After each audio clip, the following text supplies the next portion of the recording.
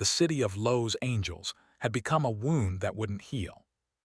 In the not-so-distant future, mass unemployment swept through neighborhoods like a slow plague, leaving behind hollow storefronts, tent cities, and men who had once been fathers and workers sleeping beneath overpasses. Homelessness ballooned.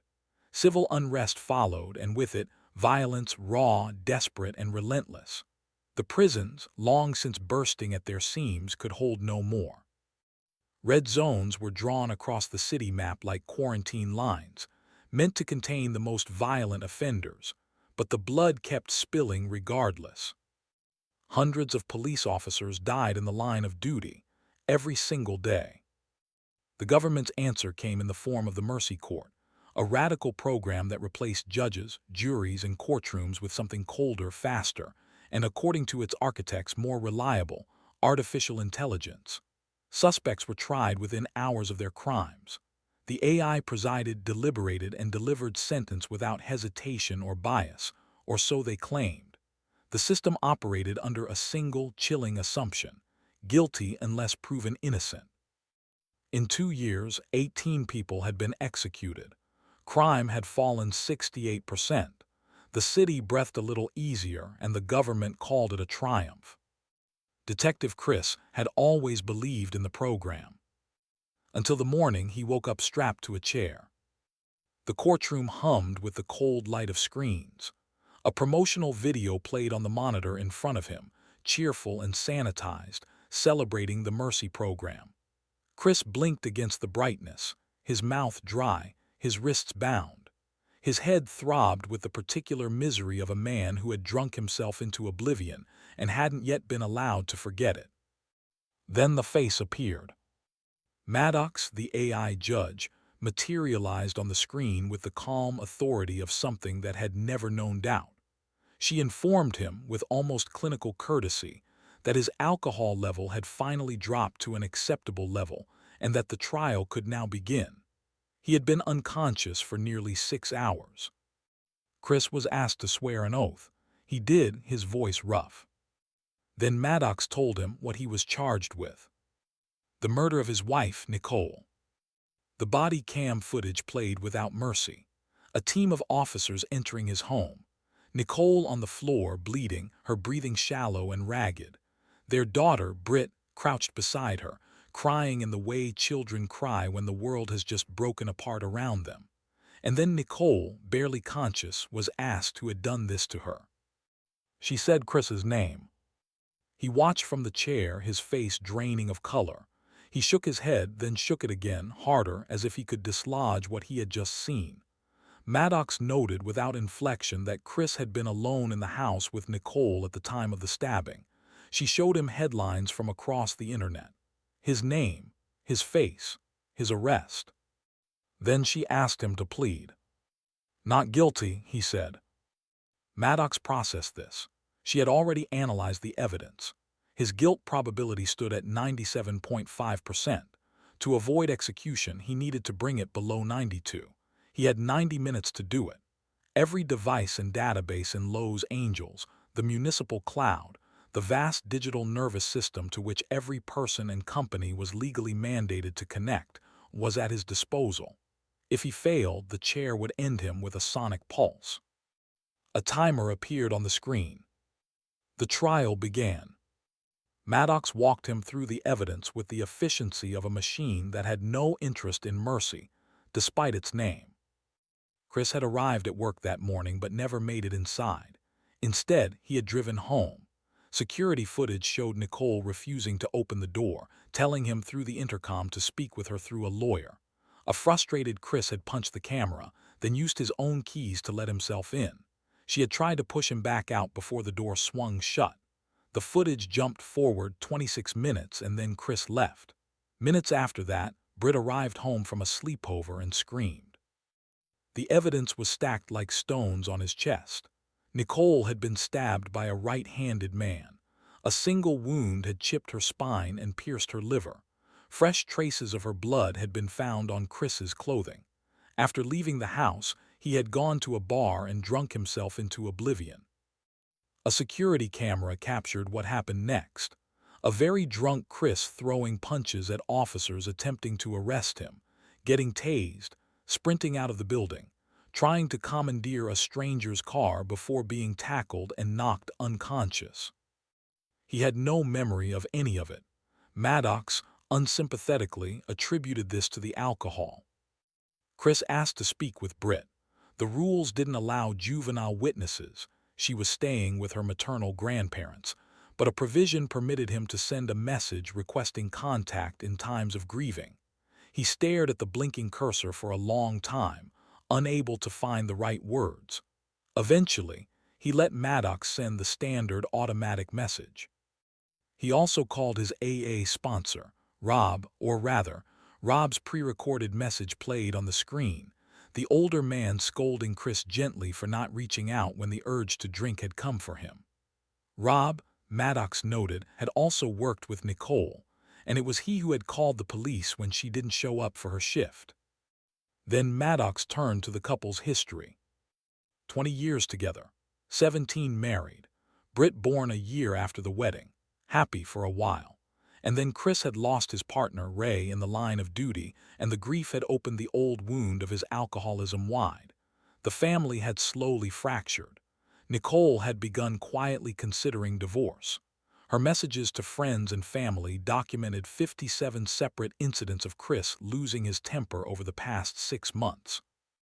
A video surfaced of Britt, on a secret social media account, confiding to a friend that her mother was constantly crying and her father had become frightening. Then Britt called. She was in pieces, voice cracking, breath uneven, and Chris held himself together just long enough to promise her that he hadn't done this, that it was a mistake, that he would come home. Her grandfather's voice cut in from the background, demanding she hang up, and the call ended. Maddox reminded Chris he had 1 hour and 8 minutes remaining.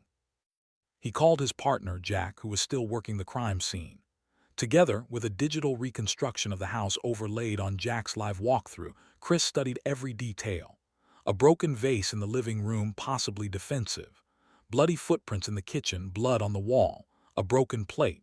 A knife missing from a set that matched the stabbing weapon, bearing Chris's fingerprints, though he insisted he had used it to cook. Hair, fibers, skin, DNA. All his. But then Chris remembered something. After their argument, he had seen Nicole texting on her phone. There were no calls or texts on her phone records from that time. He asked about her work phone. Maddox hadn't known there was a second one. She pulled the number from Chris's call logs and dialed it. Somewhere in the house, Jack heard ringing. She followed the sound outside to a car, broke the window and retrieved it, a black market phone, unregistered to the municipal cloud. The only contacts on it were another untraceable unit. Maddox called the mystery number. The person on the other end heard her voice and immediately hung up. It was enough. She tracked the location, and Jack mounted her flying bike and headed there. While they waited, Maddox informed Chris that his guilt probability had dropped to 0.8%. The phone had been hidden deliberately. Nicole had been keeping secrets. The phone was traced to a hotel. The man carrying it, Patrick, was caught mid-escape, chased through the building and up onto the roof, tackled by officers and brought down hard. He claimed he hadn't done anything. He had run because he was afraid they'd blame him regardless. Patrick was a chef, drowning in debt, twice investigated for fraud. He admitted with obvious guilt about something other than murder that he and Nicole had met a few times. He had given her the burner phone so they could speak privately. She had wanted someone to listen to her, but it had never gone further than that. Security cameras confirmed he had been at work all day. He couldn't have done it. But the revelation spiked Chris's guilt probability back up to 98%. He had just provided himself with a motive. 43 minutes remained. Chris called Patrick in custody and asked if Nicole had been under any other pressures. Patrick told him she had been stressed about work, something about chemicals going missing, and being asked to spy on her coworkers. That opened a new thread. Chris dug into the servers of Viking Shipping Depot, Nicole's employer. Someone had been falsifying stock records for months, concealing the disappearance of 300 kilos of uragranules, a compound used in fertilizers and pharmaceutical products, but also, critically, in illegal substances flooding the red zones. An email trail led to a meeting at the docks. Security footage showed Nicole confronting a man named Holt, begging her not to go to the police and asking for more time. She refused. Her job was on the line. Holt's finances told the rest of the story: gambling debts, a life unraveling, and someone quietly bailing him out. Rob. Chris's guilt probability dropped to 94.7. He called Rob. Holt answered instead. He went to find Rob but came back empty-handed. A coworker had seen Rob leave in a company truck. Then Holt broke and the truth came spilling out.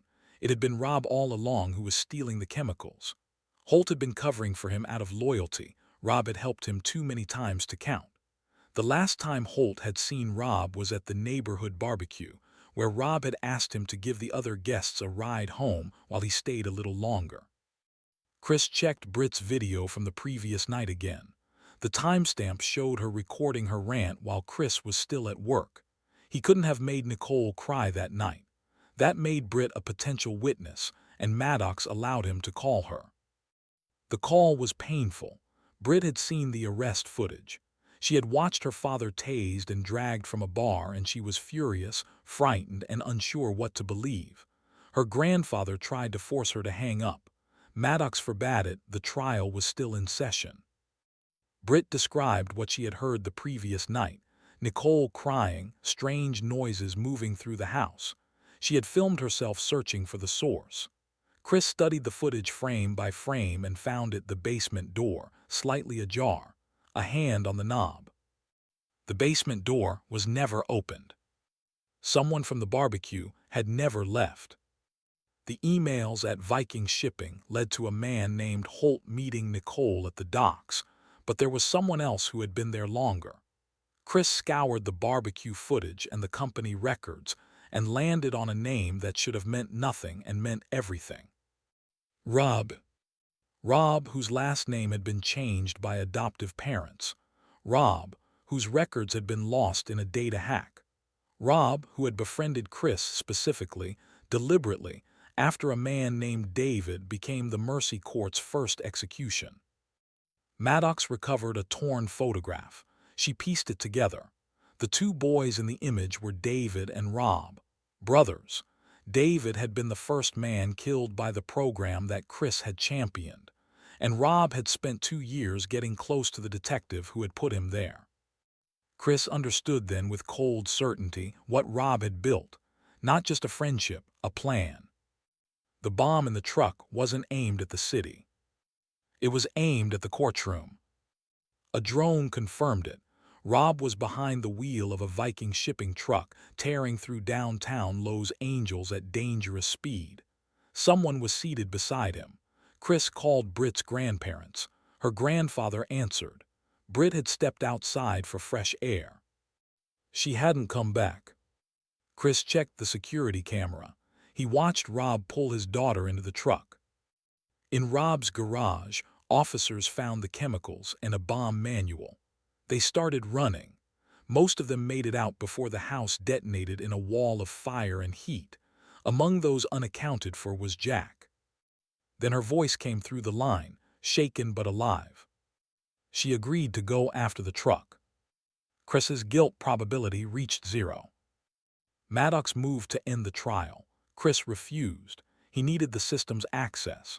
The chair could still kill him. 9 minutes remained on the clock, but he told Maddox flatly that saving the city mattered more than saving himself. The emotional logic of it made the AI glitch, stuttering on her own decision trees. Chris pressed her.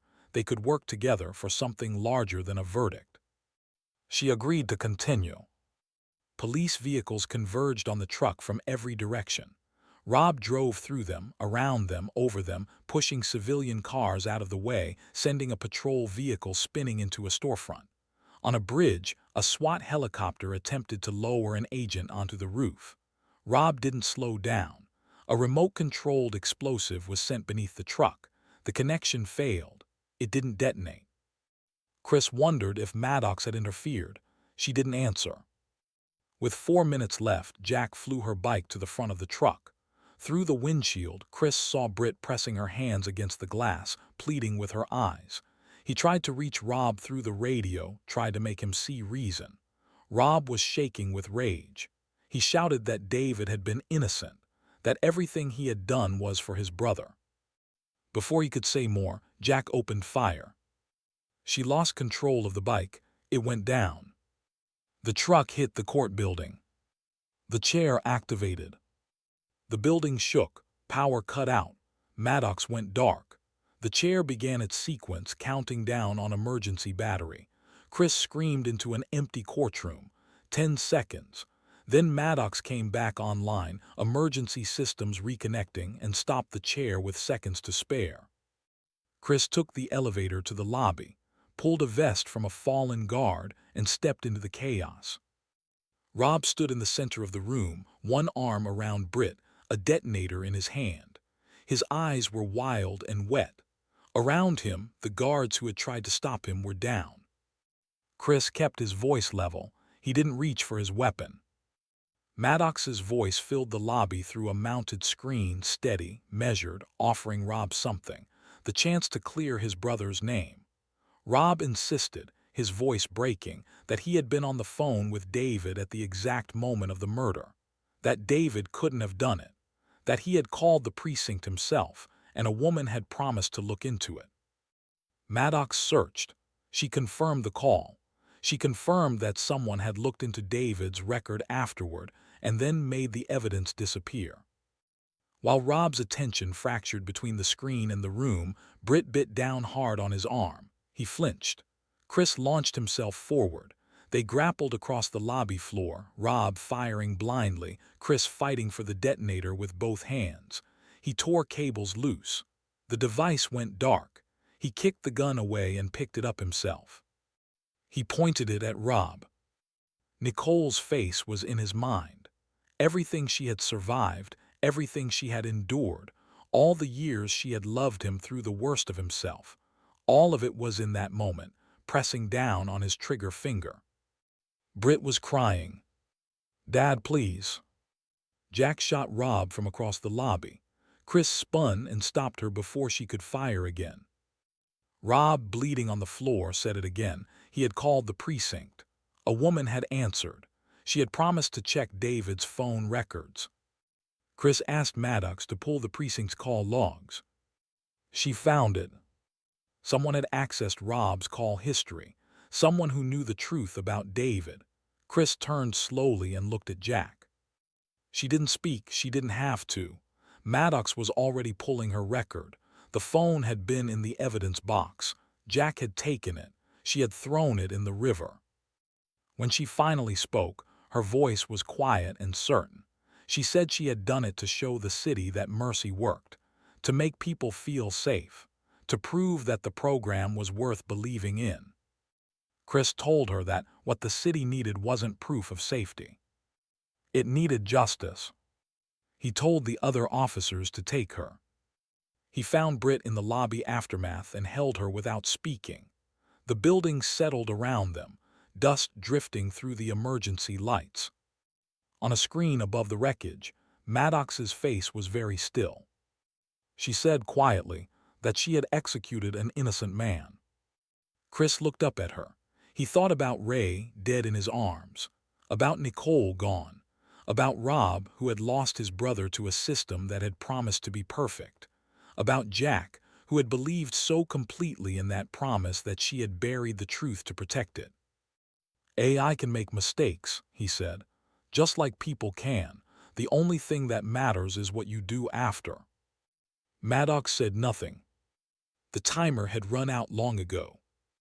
But for the first time in the trial, the room felt somehow like a courtroom again. In a city built on systems meant to replace human error, it turned out that the most dangerous thing wasn't the criminals in the red zones or the violence in the streets. It was the certainty that any system, human or machine, could be trusted absolutely. Justice, it seemed, still required something no algorithm could provide: the willingness to keep asking questions even when the answer was already decided.